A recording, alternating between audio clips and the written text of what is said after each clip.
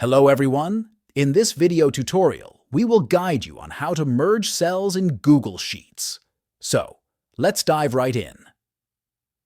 Open your Google Sheet and identify the cells you want to merge. Select those cells by clicking and dragging your cursor. Navigate to the top menu bar and click on the Format tab. A drop-down menu will appear. Look for the option labeled Merge Cells and hover over it.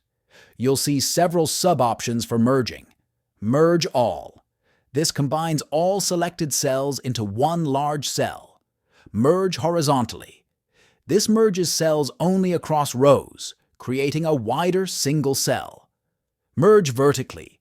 This merges cells only down columns, creating a taller single cell. Choose the desired merging option based on your needs. Note that when merging cells, only the value in the top left cell will be preserved. Any data in other merged cells will be lost. And there you have it. By using this method, you can merge cells in Google Sheets. If you find this video helpful, don't forget to subscribe to our channel for more tutorials. Thanks for watching.